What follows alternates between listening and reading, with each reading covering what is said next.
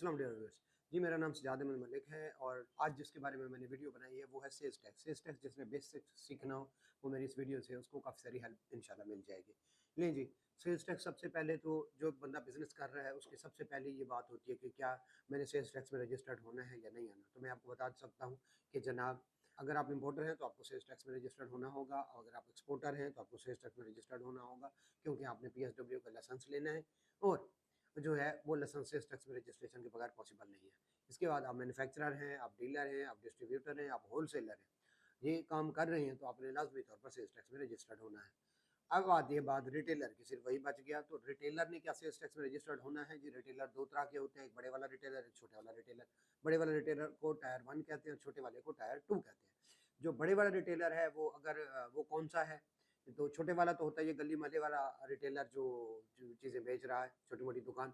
जो बड़े वाला है, अगर आपकी 1000 स्क्वायर फीट से ज़्यादा है आउटलेट शॉप, तो आप बड़े वाले रिटेलर हैं। अगर आपकी कोई एक से ज़्यादा ब्रांचेज़ हैं, ठीक है, और आप सेम नेम से जो है वो ब्रांचेज़ या शॉप्स चला रहे हैं, आप बड़े वाले रिटेलर हैं। आप किसी एयर कंडीशन प्लाजा में हैं तो आप बड़े वाले रिटेलर हैं, टायर 1, आपको सेल्स टैक्स में रजिस्टर्ड होना पड़ेगा। इसी तरह से आप बल्क में इंपोर्ट करते हैं और आगे रिटेल में सेल करते हैं तो भी आपको रजिस्टर्ड होना पड़ेगा, आप टायर 1 रिटेलर हैं।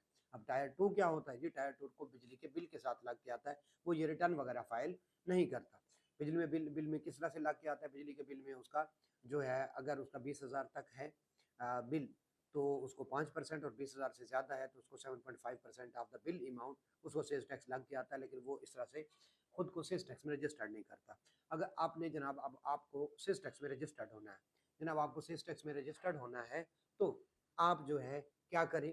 आप ऐसा करें कि जनाब आप पहले एनटीएन ले लें, आपके पास एनटीएन आ जाएगा। अब जब एनटीएन आपके पास आ जाए तो आपने क्या करना है? आपने उसको जो है एरिस पे जाके रजिस्टर्ड करवाना है। डॉक्यूमेंट्स क्या-क्या चाहिए होंगे? एरिस पे एक प्रॉपर जो है सेल्स टैक्स का कॉलम होता है, वहाँ पे एरिस जो वेबसाइट है एफबीआर की, जहाँ पे एनटीएन बनता है, तो वहाँ पे आप आपको जाके रजिस्टर्ड करवाएँगे। अब डॉक्यूमेंट्स कौन से चाहिए होंगे?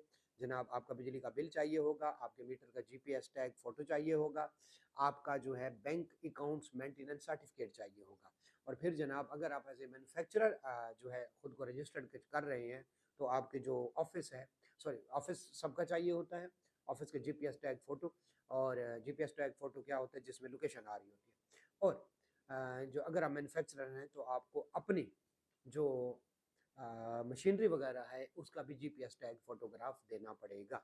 ये अब जब देंगे उनको बिजली के बिल वगैरह और सारा कुछ, तो उसके बाद वो आपको क्या कर देंगे? रजिस्टर करेंगे। जैसे रजिस्टर करेंगे तो आपको एसटीआरएन नंबर, पहले एनटीएन नेशनल टैक्स नंबर आपके पास होगा, तो आपके पास एसटीआरएन आ जाएगा। एसटीआरएन होने के बाद अब आप सेल्स टैक्स में रजिस्टर्ड हो गए। अब आप इनपुट और आउटपुट का ख्याल रखेंगे। ये इनपुट आउटपुट क्या है?